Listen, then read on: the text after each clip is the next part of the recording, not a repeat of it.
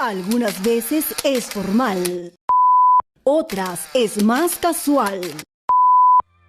A veces es pícaro, pero siempre muy entretenido. Por fin es hoy, con Hamilton Segura, por Onda Digital Perú, canal 18.4.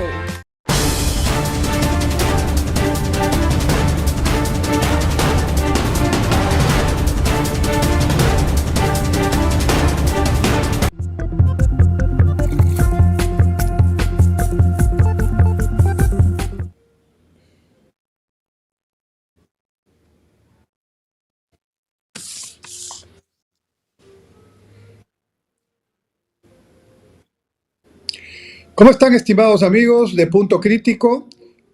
Su programa de Onda Digital Perú y todos sus canales y plataformas asociadas en todo el Perú. Estamos aquí en este programa que se transmite todos los martes a las 7 de la noche en vivo. Hoy, martes 30 de mayo del 2023. Voy a tomar este primer bloque para explicar algunos temas económicos de coyuntura. En primer lugar, quiero explicarles un dato que es muy importante y que ha sido publicado por el Instituto Peruano de Economía, IPE, una entidad privada que se dedica al análisis de los temas de la coyuntura económica.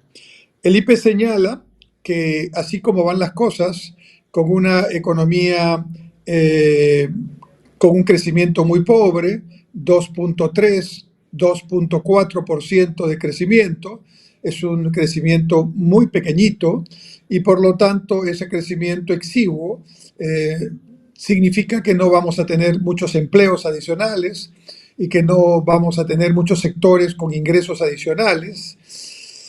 Esa es la situación cuando el crecimiento es pequeño. La pregunta es, ¿por qué el crecimiento es tan pequeño en estos momentos en Perú?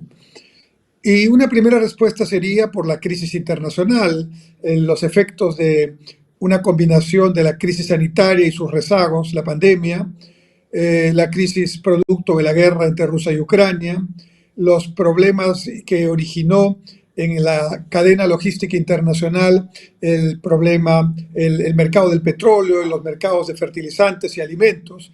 Esto claramente ha impactado en la economía peruana y a ello hay que agregar los efectos de los embates de la naturaleza, los desastres naturales que se han desarrollado por una combinación de Niño Costero, ciclón Yaku, que nunca habíamos tenido en los últimos 20 o 30 años, y ahora parece que vamos a enfrentar un niño global. En todo caso, efectivamente esto afecta a la economía, pero, estimados amigos, la principal razón por la cual la economía peruana está creciendo muy poquito, 2.3, 2.4% en términos anuales, es que la inversión no está creciendo como debería crecer. Y tengo que explicar esto con mayor detalle. Si no hay inversión, no hay crecimiento. Esto en ninguna parte del mundo puede haber crecimiento sin inversión. La inversión se genera cuando hay estabilidad política, económica, social. La inversión se genera cuando hay confianza, cuando hay certidumbre, cuando hay de alguna manera la idea de que no hay que estar pensando en sobresaltos. Entonces los inversionistas que van a poner su dinero o el dinero de otros que ellos administran, tienen que tener la seguridad de que ese país va a estar en las condiciones con que está siendo evaluado en este momento. Eso es fundamental. Y la inversión privada, cualquiera que sea su tamaño, su naturaleza, su origen, su sector, va a pensar lo mismo. Si no hay estabilidad, no hay inversión privada. Y en este momento, la inversión privada no está creciendo. La inversión privada está en 0% de crecimiento. Es más, dice el Instituto Peruano de Economía que si a fin de año sigue esta tendencia, tendremos un conjunto de 6 trimestres en los cuales hay ya no solamente un estancamiento, sino definitivamente una caída, una evolución negativa de la inversión privada.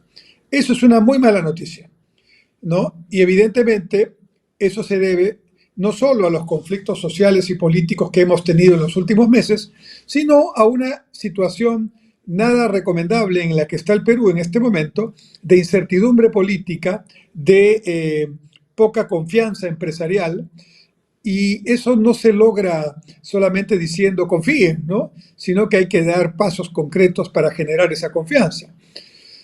Ya no estamos en el discurso del cambio constitucional, que más era ideológico que de otro tipo. Ya no estamos en el discurso de medidas que intenten volver a la década del 70, cuando el Estado aplicaba subsidios generalizados y tenía una cantidad impresionante de empresas públicas. Pero tampoco estamos en una suerte de afirmación de un modelo económico en la cual claramente se diga necesitamos inversión privada, venga, ¿no? Existe una especie de crecimiento muy pequeñito de la inversión privada. En realidad, como digo, más es un decrecimiento, y eso es, ya que la inversión privada es el 80% de la inversión total en el Perú, eso es claramente la razón por la cual estamos creciendo poco. Y si estamos creciendo muy poco, claramente eso significa que estamos en una situación que no genera empleos, que no mejora ingresos y que no mejora el nivel de vida de la población. Claro que el crecimiento no es lo único que hay que hacer, pero sin crecimiento no se hace nada. Entonces, miremos un poco algunas cifras, ¿no? Por ejemplo, en el sector minero, las paralizaciones de importantes proyectos o la lentitud con la cual se van aprobando las diferentes etapas para que empiecen a operar, por ejemplo, Tía María en Arequipa, ¿no? Y otros proyectos más que han sido afectados por estos conflictos sociales y todavía están ahí en un proceso de incertidumbre. Solamente en lo que es cobre, las inversiones que se están desarrollando o que se podrían desarrollar podrían implicar una caída del 20% o un crecimiento de 20% que no se da. O sea, con el potencial que tenemos solamente en cobre, podríamos crecer 20% más en la producción y exportación de cobre en los próximos años. Generar no menos de 3.000 millones de dólares de nueva exportación, no menos de 3.000 millones de soles de impuestos generados por la minería, 50% de los cuales van al canon, sobre canon y regalías, y al menos 250.000 empleos por año. Entonces, eso por lo menos en este momento no parece que se va a dar en el corto plazo, porque claramente tenemos un rezago, una lentitud o simplemente una paralización en importantes proyectos mineros que están en todo el país. En agronegocios, el año pasado, a pesar de todas las dificultades, hemos exportado cerca de 10.000 millones de dólares y podríamos exportar 20.000 millones de dólares. Podríamos exportar más, incluso 30.000 millones de dólares, si tuviéramos políticas más estables y que animaran a los inversionistas a hacer nuevas inversiones, a ampliar los proyectos, a ampliar la capacidad de planta que tienen, a entrar, a arriesgar hacia proyectos que también incluyan ofertas desde nuestra serranía, desde nuestros departamentos o regiones de la Sierra Central del Perú, o de la Sierra Norte o de la Sierra Sur, y que junto con la costa constituya una oferta exportable de agronegocios importante. Pero no parece que eso va a lograrse porque claramente, aunque nuestros productos son extraordinarios, a nuestro clima todavía sigue siendo una gran ventaja y nuestros inversionistas ya conocen los mercados.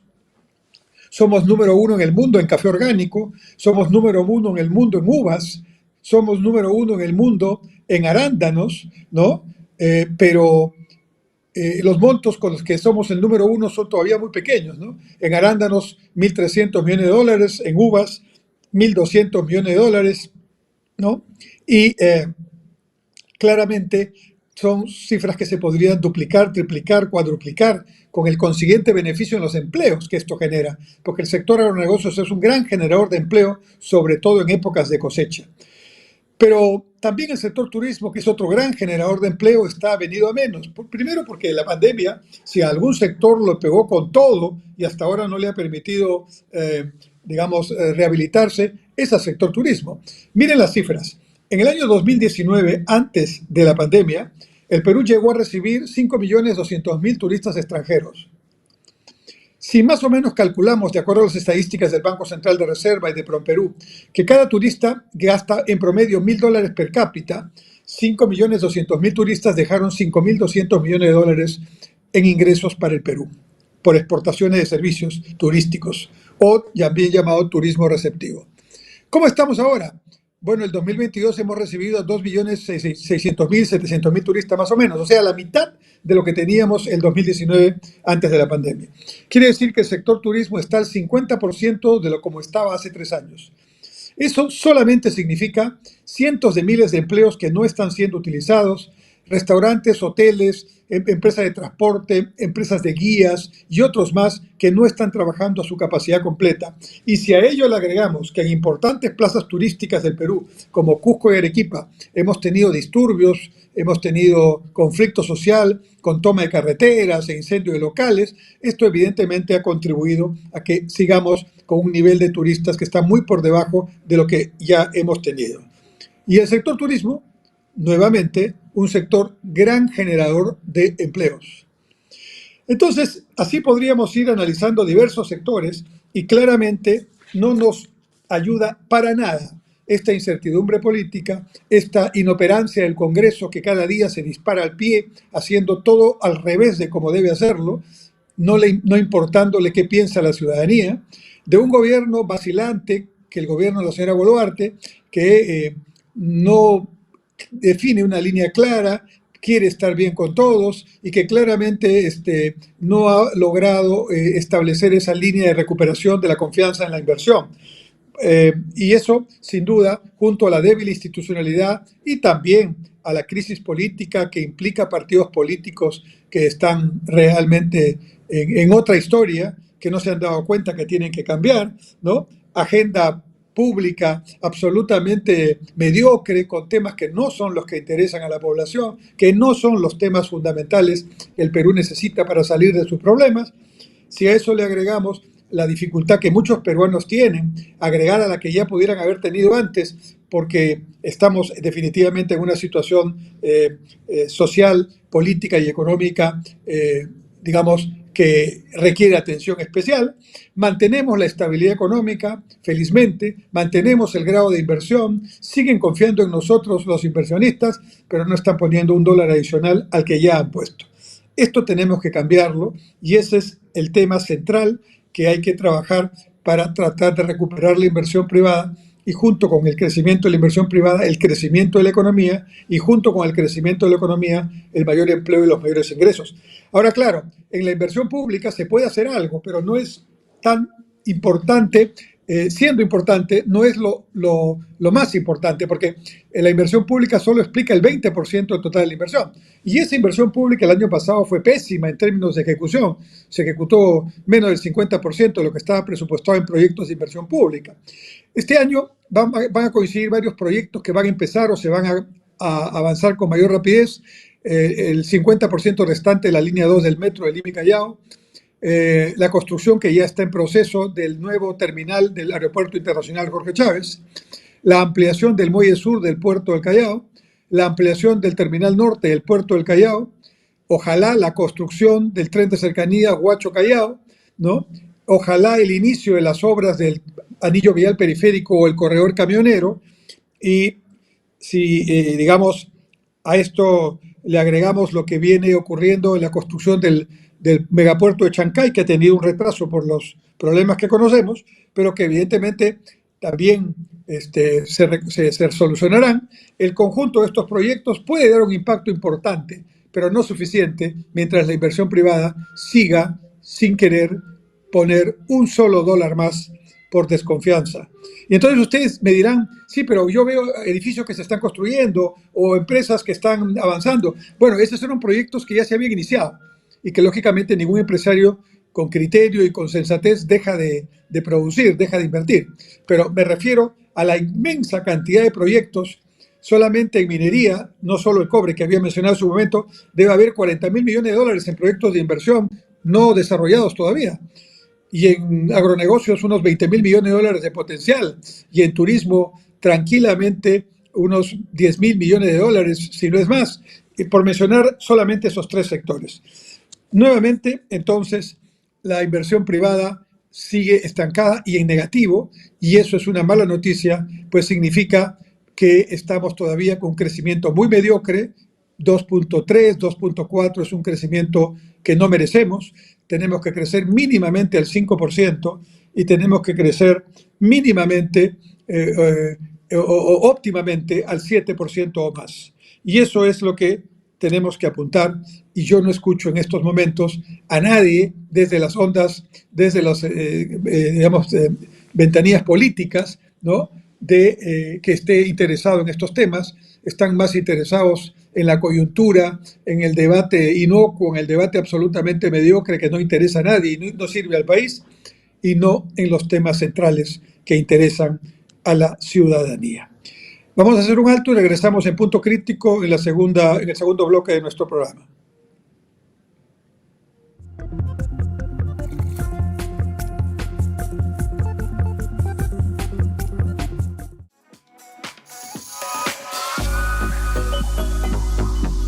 Hola, te espero este jueves a las 8 de la noche en Conversando Íntimamente.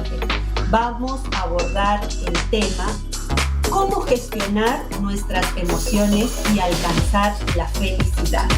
Cualquier inquietud, pregunta que tengas, házmela llegar al WhatsApp 9999-03150. Recuerda, este jueves a las 8 de la noche tienes una cita íntima conmigo.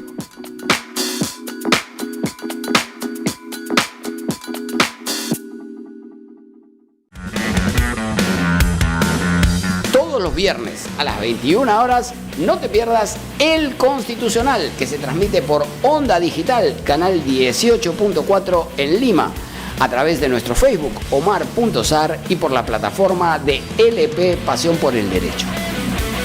Toda la actualidad constitucional y procesal constitucional la vamos a analizar contigo, corto y fácil, como de costumbre.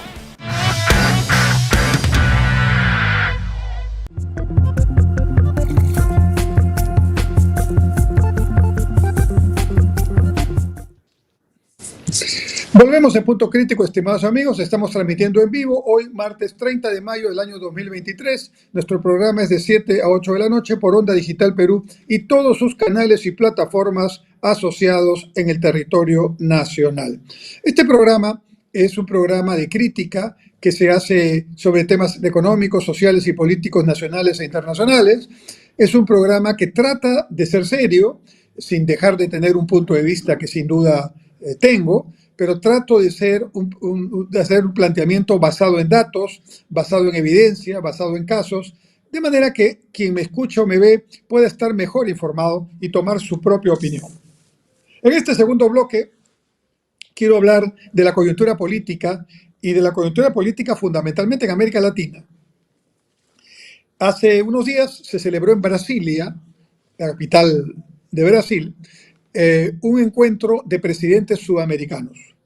El único presidente sudamericano o la única presidencia sudamericana que no estuvo representada fue la peruana, porque no estuvo la presidenta Dina Boluarte, sino asistió en representación del Perú el presidente del Consejo de Ministros. Muy bien.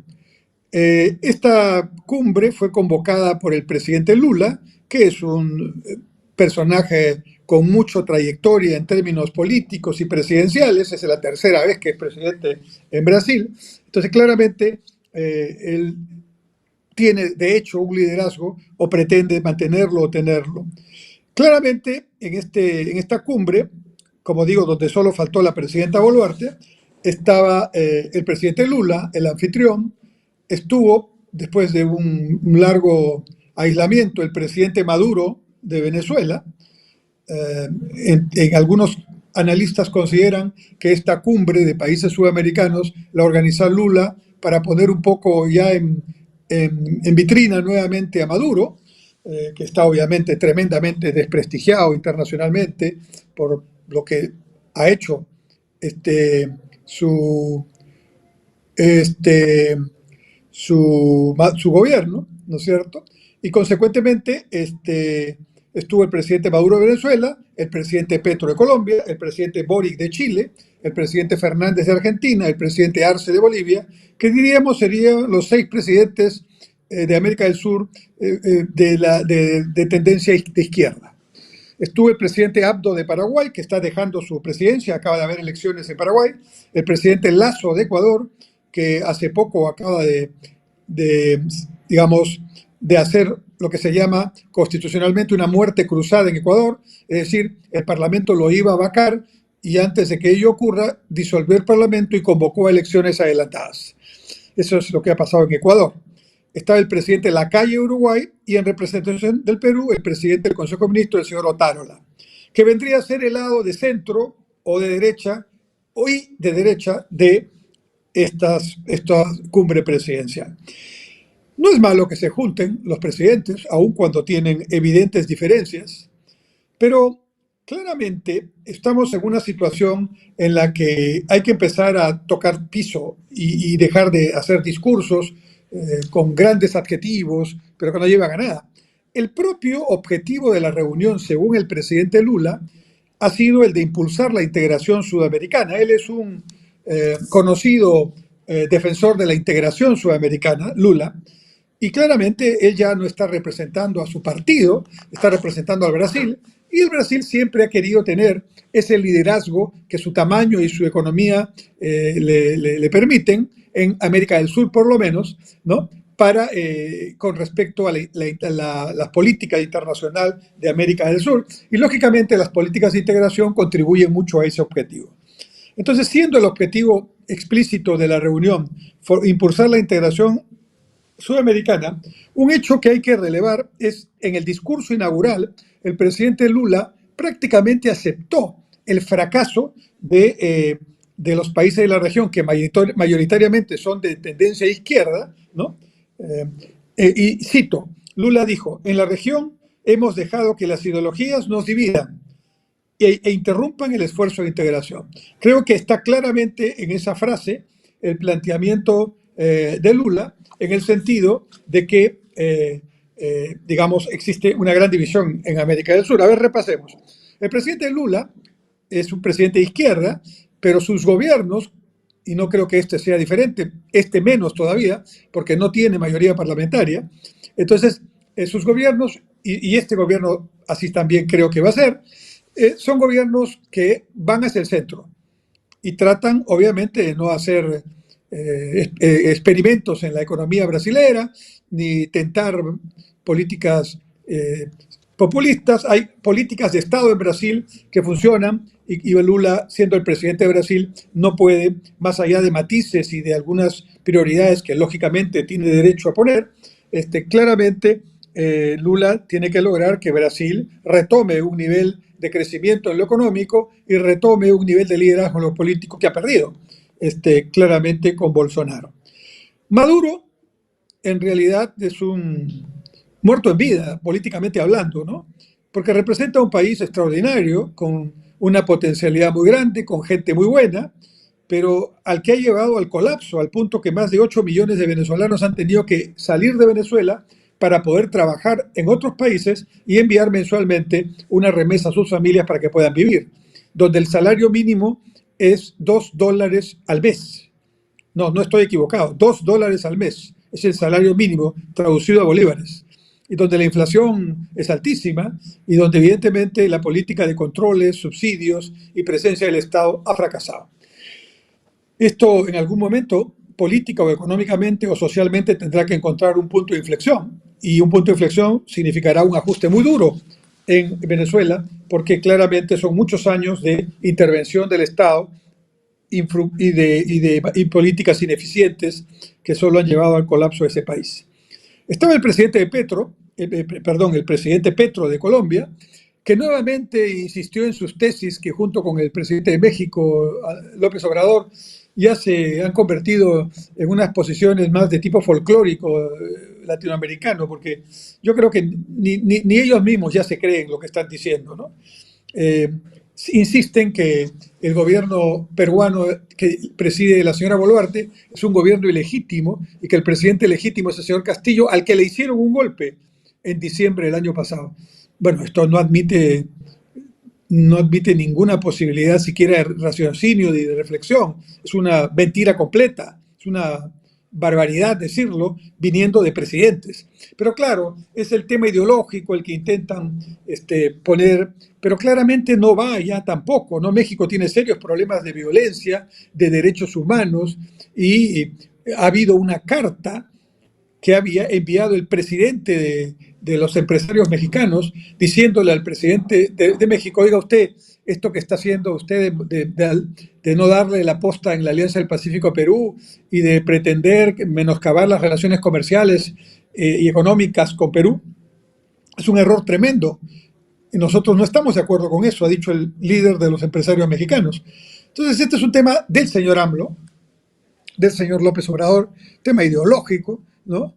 Y bueno, él vive de eso, y bueno, allá los mexicanos que lo resistan, ¿no? Que lo permitan y que lo tengan ahí de presidente, pero bueno, de todo hay en este Valle del Señor. Entonces, el presidente AMLO y el presidente Petro continúan con esos discursos. El presidente del Consejo de Ministros, el señor Otárola, le contestó, ¿no? Le pidió que deje de intervenir en los asuntos internos del Perú, y sobre todo con argumentos que no corresponden a la realidad. Bueno, también estuvo el presidente Boric. El presidente Boric de Chile ha tomado una posición más responsable, más de Estado, y Chile ya manifestó que no está de acuerdo con que no se le dé la posta a Perú en la Alianza del Pacífico. Claramente Chile empieza a ver que Petro y López Obrador no tienen ningún interés en mantener, digamos, el crecimiento económico y la interrelación y la integración, hablando de lo que pide el presidente Lula, sino que prima en ellos el interés demagógico e ideológico de seguir hablando cosas que ya incluso la propia gente, me imagino, en sus propios países se dan cuenta que no va, ¿no? Pero el presidente Boric se ha alejado de esa posición, está en una posición más centrada, más de Estado, y creo que eso es lo que tendrían que hacer también los otros dos países, aunque sus líderes parecen no entender que esa es su misión. Estaba el presidente Alberto Fernández de Argentina, que está prácticamente de salida, con una inflación del 100% anual, con un tipo de cambio que oficialmente es 215 pesos argentinos por dólar, pero en el mercado paralelo el más barato dólar blue, le llaman al dólar paralelo, es 430 pesos por dólar, 450, ha llegado hasta 490. En otras palabras, el dólar en la calle dobla al dólar oficial, porque nadie cree que ese es el precio del dólar real, y porque todo el mundo se da cuenta que Argentina, no siendo una gran potencia sudamericana, con una historia extraordinaria, con una industria, una ganadería y una agricultura impresionantes, pues hoy día apenas si tienen 3.500 millones de dólares de reservas que no le alcancen ni para un mes de importaciones. Y eso evidentemente es lo que pasa la factura frente a los datos que hoy vemos. De hecho, Argentina es uno de los países más endeudados de la región y lógicamente está pidiendo ayuda del Fondo Monetario para tratar de hacer un crédito puente que permita avanzar hacia una solución más integral. En otras palabras, inflación, recesión. Lo único que los argentinos tienen en este momento, como me decía un argentino, es la Copa del Mundo en términos de fútbol, pero lo demás todo es negativo. Y estaba el presidente Arce de Bolivia, que es otro país que está en problemas, país más pequeño, que tuvo unas 2 décadas donde se decía: este es el modelo que funciona, el modelo que dirigía el presidente Evo Morales, ¿no? Este es el modelo que hay que seguir, pero claramente ahora vemos que es un modelo que no funciona. Al fin y al cabo, este modelo estas políticas económicas se estaban basando, primero, en expropiación de medios de producción privados, segundo, y utilización de los activos de esas inversiones hasta que se terminen, se gasten o se inutilicen. Segundo, en una época de buenos precios de petróleo, gas, que Bolivia tiene, ¿no? Y de algunos minerales que también Bolivia tiene estaño, ¿no? Y tiene otros minerales. Y tercero, que ha tenido también una importante inyección de recursos vía endeudamiento. casualmente, Bolivia, al igual que Argentina, está muy por encima del 50% del PBI en términos de lo que tiene de deuda con el resto del mundo, principalmente con China. Y también es un país que apenas tiene 350 millones de dólares de reservas internacionales, que tampoco no le alcanza para nada, al punto que han expropiado los recursos de los fondos privados de pensiones y otras medidas de ese tipo desesperadas. Entonces, este equipo de izquierda, Lula, Maduro, Petro, Boric, Fernández y Arce, pues no tienen una agenda muy positiva que mostrar. En sus propios países, me refiero a su agenda interna, ¿no? Están ahí con problemas. Cada uno, ¿no? Arce con problemas que se le vienen ahora porque los precios subsidiados no van a poder mantenerse y la gente, como, digamos, reaccionará ante la elevación de los precios que ya se ha producido. Fernández con temas serios financieros y con una elección que es este año presidencial, donde uno de los candidatos que aparece en las encuestas, el Independiente, plantea que la solución para la economía argentina es dolarizarla y olvidarse del peso argentino. A ese nivel estamos en un país como Argentina. Boric, que repito, tiene una posición más centrada, pero que tiene temas internos también importantes, como por ejemplo, que ha perdido políticamente con su tendencia política y sus aliados en las elecciones que hicieron, en el referéndum que hicieron primero para validar la Constitución que se había terminado, que no fue aprobada, y en la convocatoria de elecciones para los nuevos constituyentes, donde ha ganado mayoritariamente la extrema derecha de Chile. Y entonces ahí se está haciendo una nueva constitución, pero que tendrá seguramente un contenido muy diferente al que pensó Boric y pensaron otros en su momento. Petro en Colombia no deja de tener problemas. Su discurso es un discurso anti-inversión privada y lo que está originando es que muchos de los inversionistas privados de Colombia salgan hacia Ecuador, algunos han venido a Perú o se vayan a otros lugares, a Panamá, a Estados Unidos, etc. Y Lula mismo tiene serios problemas. Primero, un problema político, no tiene una mayoría grande, no ganó, digamos, con una mayoría muy diferenciada. Hay muchos que son partidarios de Bolsonaro que siguen ahí. Recordemos que intentaron hacer un golpe de Estado a principios de año cuando se hace la toma presidencial, ¿no? Abdo en Paraguay está también en algunas dificultades. Hay denuncias importantes en Paraguay vinculados también a temas de corrupción y a temas vinculados a manejo económico. Lasso en Ecuador está en una muerte cruzada en elecciones próximas adelantadas que se van a hacer. Ya cerró el Congreso. Lacalle es el único que mantiene una economía estable económica y políticamente en Uruguay. Y en Perú, digamos, con una economía estable, pero con bajo crecimiento, que ya expliqué en el anterior bloque, y con una situación social en una especie de paz chicha, ¿no? De tranquilidad, pero preocupante. Porque si no se van haciendo políticamente acciones que permitan bajar esos niveles de calentura, ¿no? Entonces puede venir algún otro conflicto social importante que algunos están interesados en generar pronto y que le han llamado nada menos que la tercera toma de Lima. Bueno, las otras dos fueron un fracaso, pero digamos que esa es la intención. Entonces, en lugar de estar pensando los partidos políticos en qué hacer para salir de la situación de estancamiento productivo, de estancamiento de la inversión, cómo seguir bajando la inflación, cómo generar confianza para que haya mayores inversiones, cómo modernizar al Estado para hacerlo más eficiente, más moderno, más pertinente, más cercano al ciudadano, están pensando en cómo bombardeamos unos al Estado y otros cómo mantenerse en el gobierno o en el Congreso, y así las cosas no funcionan. En consecuencia, creo que esta cumbre de países que se ha desarrollado en Brasilia es un intento de tratar de establecer un discurso que más o menos renueve las iniciativas políticas, pero claramente los gobiernos de América del Sur, casi todos, no están en buen momento, están con problemas y esto seriamente tendrá que tener seguramente cambios importantes en próximas elecciones o situaciones que harán cambiar la coyuntura actual en muchos de estos países. Bien, otro tema político que quería comentar es el que acaba de ocurrir en España. Como ustedes saben, España es un gobierno de monarquía constitucional. A diferencia de Perú, donde el presidente, o en este caso la presidenta, es jefa de Estado y al mismo tiempo jefa de gobierno, en los países que tienen monarquía constitucional, España es uno de ellos, Inglaterra es también otro de ellos, ¿no?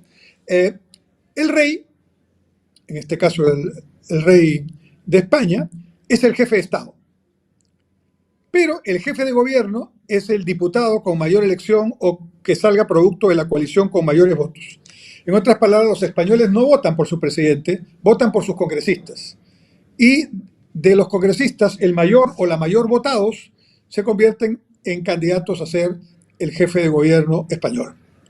En este caso, el jefe de gobierno español es además el líder principal del Partido Socialista Obrero Español, PSOE, ¿no? El señor Sánchez.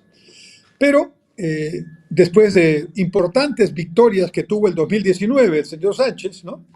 Y sus aliados de Podemos, que es otro partido de izquierda, ¿no? Un poco más radical, pero más pequeño también, ¿no? Del 2019 al 2023, el giro político y el desgaste ha sido muy grande, ¿no? Y el domingo pasado, el domingo 23 de julio, hubo elecciones, lo que serían elecciones regionales, municipales, aquí en Perú, elecciones subnacionales, y en esas elecciones ha habido un rotundo triunfo de la derecha y de la extrema derecha española. La derecha, representada por el Partido Popular, que ya ha estado varias veces en el gobierno, y la extrema derecha, representada por Vox, que han ganado entre ellos varias regiones, varios, municipios, una gran cantidad de municipios y también de gobiernos regionales, ¿no? Entonces, ¿cuál ha sido la reacción política del presidente Sánchez frente a esa derrota política evidente? Bueno, ha sido rápidamente ir a conversar con el rey, repito, que es el jefe de Estado, y convenir con el rey que hay que adelantar elecciones. ¿Qué es el mecanismo que tiene la democracia? Como ven en varios países, Ecuador está haciéndolo, España lo está haciendo, para decir, bueno, claramente este momento ya no es el momento que teníamos al inicio del gobierno, vamos a pedirle a la población que vuelva a votar y nos diga cuál es su punto de vista. De esta forma, actuando rápidamente, el gobierno del presidente Sánchez ha convocado a elecciones adelantadas para el domingo 23 de julio, o sea, dentro de prácticamente 2 meses. ¿Qué implica, según los analistas y conocedores de la realidad española, este acto del presidente de gobierno Sánchez? Primero, trata de la luna de miel de Podemos de Vox y del Partido Popular no sea tan larga, es decir, esta victoria claramente que no les dé tanto tiempo de satisfacción y que se enfrenten a un proceso electoral pronto. Entonces, por eso la inminencia de la elección.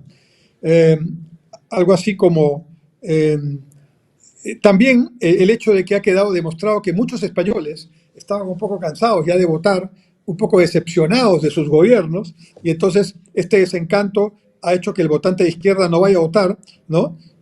Por los efectos de la inflación, por las campañas anteriores que ofrecieron cosas que no se han cumplido, ¿no? Estamos en una época de vacas flacas en Europa y en todo el mundo también, en parte, así que no es una buena época para los gobiernos, porque lógicamente en época de vacas flacas no se puede hacer todo lo que se quiere hacer. Entonces, hacer rápidamente una elección es tratar de enfrentar el toro por las astas y dar, digamos, cara al problema, además de, como digo, suavizar y acortar este periodo de sensación de victoria, que más que sensación es una realidad, ¿no? Apremiar a los partidos de izquierda para buscar una alianza, porque de lo contrario, en la elección nacional también va a perder la izquierda, ¿no? Luego, futbolísticamente hablando, el lograr políticamente y ante la imagen de la opinión pública que se está reaccionando y se va a pasar de la defensa al ataque y, lógicamente, consolidar el liderazgo de Sánchez para que nadie tenga duda de que Sánchez es el candidato que tiene que ir a las próximas elecciones por el PSOE. Entonces, eso es un poco el contexto que está pasando en España y definitivamente hay que seguirlo muy de cerca porque no olvidemos que en Francia tenemos también a un presidente Macron que está fuerte todavía, pero tiene serios conflictos con una buena parte de la población que está en contra de su política ya desarrollada para aumentar la edad para jubilarse. En realidad ha aumentado 2 años la edad de jubilación y la gente está protestando duramente en toda Francia por este tema, no están de acuerdo. Él, sin embargo, ha logrado imponer políticamente porque tiene un Congreso a favor pero bueno, la consecuencia política de esto lo veremos más adelante.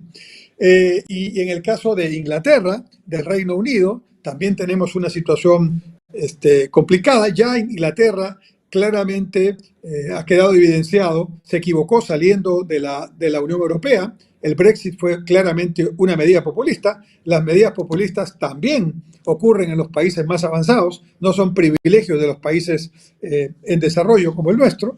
Así que los ingleses están bebiendo de su propia agua que ellos mismos generaron y que es un agua que no está muy limpia, porque claramente que ha quedado demostrado que el salir de la Unión Europea fue un error. Y el afirmar que la Unión Europea era la que originaba el problema del desempleo y de las migraciones, ha quedado evidenciado que es una gran mentira, y claramente hoy día esos problemas siguen existiendo en el Reino Unido y en Inglaterra en particular. Así que tenemos una Inglaterra también en problemas, una Alemania que tiene que tomar medidas de ajuste porque también tiene mucho endeudamiento, ¿no? Y así podríamos ir tomando los casos de otros países europeos, de manera que la Unión Europea además tiene que confrontar el hecho de que sigue existiendo en su seno, en la misma límites europeos y asiáticos, una guerra entre Rusia y Ucrania que ha costado mucho, y particularmente a Europa le ha costado un desabastecimiento energético muy importante. Entonces, hay que mirar estos temas con detenimiento, con interés, porque todos, de alguna manera, en un contexto global, afectan incluso a quienes, estando lejos de esos acontecimientos, terminamos siendo también perjudicados si los elementos son negativos. Vamos a hacer un último descanso y volvemos al último bloque de Punto Crítico por Onda Digital Perú.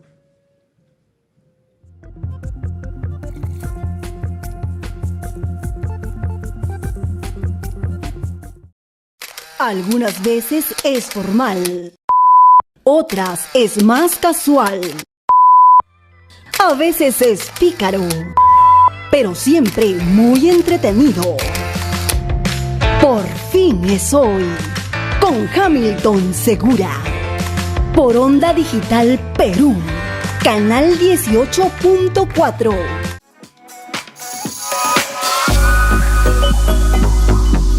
Hola, te espero este jueves a las 8 de la noche en Conversando Íntimamente. Vamos a abordar el tema cómo gestionar nuestras emociones y alcanzar la felicidad. Cualquier inquietud, pregunta que tengas, házmela llegar al WhatsApp 9999-03150. Recuerda, este jueves a las 8 de la noche tienes una cita íntima conmigo.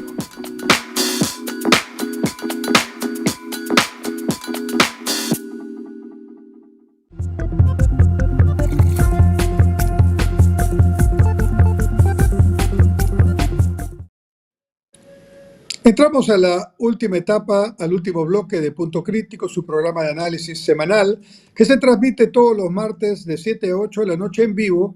Hoy estamos martes 30 de mayo del año 2023 por Onda Digital Perú, sus canales y plataformas asociados en todo el territorio nacional. En este último bloque quiero compartir con ustedes una reflexión que estoy desarrollando a partir de lectura y seguimiento del tema. Como ustedes saben, yo soy profesor principal en la Universidad Nacional Mayor de San Marcos, dirijo la unidad de posgrado y el vicedecanato en la Facultad de Administración, y en virtud de esas tareas estoy organizando varios eventos para discutir estos temas que son temas de gran actualidad en la agenda mundial, y el Perú tiene que estar en la agenda mundial y salir de la mediocridad en que muchos quieren poner el debate político y económico. Y justamente uno de esos temas es el referido al avance de las tecnologías de la información y la comunicación, que se conocen como TICs. Y dentro de esos avances tecnológicos disruptivos, o sea, explosivos, extraordinariamente cambiantes y transformadores, está este asunto de la inteligencia artificial. ¿Qué es la inteligencia artificial? En pocas palabras, es el uso de robots para tareas que antes hacíamos los humanos, ¿no? Y cada vez más la inteligencia artificial está incorporándose en tareas cada vez más comunes y corrientes, y por supuesto en tareas más sofisticadas también. ¿Cómo podemos saber que estamos con inteligencia artificial? Miren, cuando usted que me está viendo y escuchando, recibe una información en su WhatsApp o en su YouTube o en su Instagram o en su correo y ahí le dicen, mire, le damos esta información para ver si a usted le interesa y resulta que es una información que tiene que ver con algo que a uno le interesa. Lo que pasa es que me han estado chequeando todo lo que hago. Si pongo digamos, un like a una información, ya saben que me gusta esa información. Si no la pongo, ya saben que no me gusta. Si contesto y veo regularmente algunos programas, ya saben más o menos qué es lo que me interesa. Y si no veo otros y nunca los abro, ya saben qué no me interesa. Y de esta forma, a cada uno de nosotros, de los millones que estamos en las plataformas digitales o plataformas sociales, como le llaman, se nos ha abierto una especie de file electrónico en el cual conocen perfectamente nuestra vida, nuestras preferencias, nuestros gustos, lo que no nos gusta y claramente nuestras preferencias. Entonces, no es casualidad que recibamos la información que recibimos, porque ya, digamos, está estudiado nuestra manera de enfocar las cosas, nuestra manera de tomar opciones. ¿Y quién hace esto? Lo hacen robots. La inteligencia artificial maneja estas circunstancias. Cuando ustedes, por ejemplo, seguramente les ha pasado, reciben una llamada telefónica o intentan, por ejemplo, llamar a una línea aérea o a un banco o tal vez a una empresa de servicio público, les contesta a veces un robot, una grabación, que en realidad es un robot, ¿no? Que incluso les dice, les va conversando para preguntas típicas y respuestas que ya tiene preparadas, ¿no? Y ya más bien por defecto, si es que ninguna de esas opciones son las que a uno le interesan, te dicen, ok, le vamos a dar ahorita una conexión con una persona que va a atenderlo, pero ya es el último de los pasos. Antes tratan de que esa situación no llegue a ese extremo. Los robots están entrando cada vez más en la vida diaria de nosotros. Y esto se ha terminado vamos a decir, de mostrar como algo importante. Hace poco, cuando se ha visto la versión 4 del ChatGPT. El ChatGPT es una, digamos, aplicación que en realidad de inteligencia artificial, mediante la cual yo, que tengo que descargar el chat en mi teléfono, en mi laptop, etcétera, yo lo que hago es le digo al ChatGPT 4, quiero una canción que tenga más o menos esta temática y este ritmo, y dame 3 versiones para ver cuál es la mejor. Y el chat en unos segundos te compone literalmente las canciones y no las copia de nadie, simplemente las compone en base a la cantidad de datos, millones de datos que tiene para hacerlo. Se habla de muchas canciones conocidas, una muy, muy conocida que está pegando en las radios y en los Spotify, y que se dice habría sido chequeada en el GPT antes de ser lanzada al aire, ¿no? Es claro que esto pone en discusión muchos asuntos. Por ejemplo, en San Marcos hemos hecho un evento no hace mucho para ver cuál sería el impacto de este avance de la inteligencia artificial en la educación. Porque, por ejemplo, los criterios de evaluación y la manera de evaluar a un estudiante ya no va a poder ser la tradicional. Porque si yo digo, bueno, haga usted un ensayo sobre este tema, claramente voy a tener que mirarlo cómo lo hace o finalmente evaluarlo personalmente, haciéndole preguntas que me permitan saber si lo hizo o no lo hizo, pero en realidad no puedo evitar que también como yo, como usted, como cualquiera, se baje el aplicativo y puede decir, en San Marcos me han mandado este trabajo y necesito resolverlo con un ensayo de 15 páginas que me dé la posibilidad de sacarme una alta nota en este curso. Y bueno, probablemente si el profesor no tiene la delicadeza de revisar el tema, probablemente va a decir que es extraordinario ensayo, y el ensayo se ha hecho por un robot. Entonces, hace pocos días, en Alemania, se juntaron 300 ejecutivos, todos ejecutivos vinculados a el tema de la inteligencia artificial, incluido Sam Altman, que es el presidente ejecutivo de OpenAI, la empresa que creó el ChatGPT, ¿no? Y la pregunta que se hicieron estos 300 expertos, digamos, ejecutivos y inventores y cientistas, ¿no?, de datos, es la inteligencia artificial, conocida como IA. Es un riesgo que incluso puede hacer pensar en la extinción de la humanidad, ¿no? Es una situación tan grave como una pandemia, como la que hemos tenido en el 2020, o una guerra nuclear, una hecatombe nuclear, que podría ser, digamos, una situación realmente muy complicada para la humanidad, dada la cantidad de armas nucleares que existen en el mundo. Estos ejecutivos firmaron un documento que tiene 22 palabras, 22 palabras, y que incluso lo puedo leer, ¿no? Que dice así, una especie de carta abierta a la humanidad. Dice así: los expertos en inteligencia artificial, los periodistas, los legisladores y el público estamos discutiendo cada vez más un amplio espectro de riesgos importantes y urgentes de la inteligencia artificial. Aún así, puede ser difícil expresar inquietudes sobre algunos de los riesgos más graves de la inteligencia avanzada. La siguiente declaración sucinta tiene como objetivo superar este obstáculo y abrir la discusión. También tiene como objetivo crear un conocimiento común del creciente número de expertos y figuras públicas que también toman en serio algunos de los riesgos más graves de la inteligencia artificial. Yo, sinceramente, no soy apocalíptico en este tema. Habiendo pasado en mi vida ya de varias décadas cambios importantes en la humanidad, que sin duda podían hacer pensar que el mundo iba a tener serios problemas, el mundo ha encontrado la manera de salir adelante y de convertir muchos de estos problemas en posibilidades, en fortalezas. Por ejemplo, yo de niño vi al hombre llegar a la Luna con Armstrong y los otros astronautas norteamericanos en el Apolo. Y yo pensaba, ¿esto qué significa ya en términos de la carrera espacial? La carrera espacial se estancó un poco y luego ha retomado en estos tiempos porque la Tierra necesita recursos, necesita agua, necesita energía y necesita menos contaminación. Entonces hay que buscar en el espacio lo que no encontramos en el planeta en este momento para la supervivencia humana. Entonces, en este momento yo diría que más bien la investigación espacial, la exploración espacial está sirviendo para abrir escenarios que no teníamos y que nos pueden ser muy útiles para el futuro de la humanidad. Cuando también en el año 89 se cayó el muro de Berlín, pensábamos que esto iba a generar unos conflictos interminables, pero finalmente los países comunistas desaparecieron, las economías planificadas que estaban bajo ese tipo de ideología demostraron que habían fracasado, lo que en un momento hizo pensar que el capitalismo había triunfado, cuando en realidad el capitalismo tiene sus propios problemas.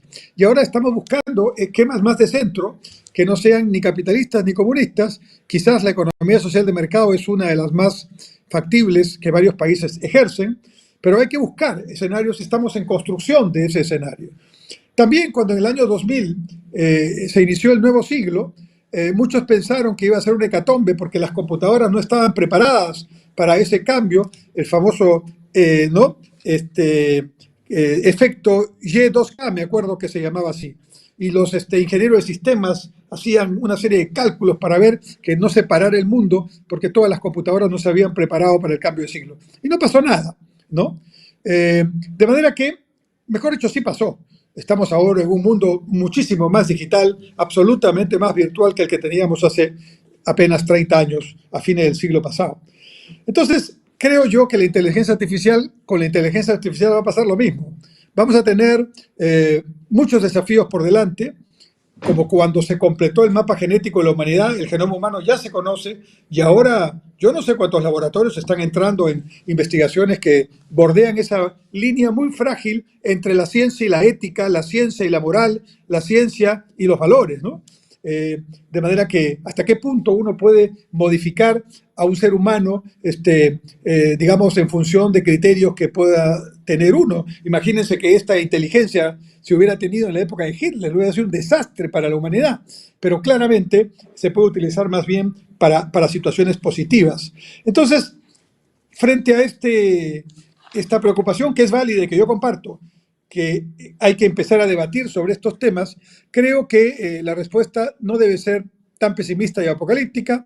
Creo que hay que mirar las ventajas de la inteligencia artificial y tomar medidas para limitar, amortiguar, mitigar las amenazas o desventajas que pudiera tener. Y una de ellas es claramente tener claro el límite entre la inteligencia artificial y lo que el hombre que finalmente creó esta inteligencia artificial debe hacer. Y esto ya pasa por los derechos digitales, eso pasa por incluir en las constituciones también los bioderechos, que son elementos de vanguardia en el debate que sin duda se están produciendo en estos tiempos. Bueno, les dejo esa inquietud, les dejo esa pregunta.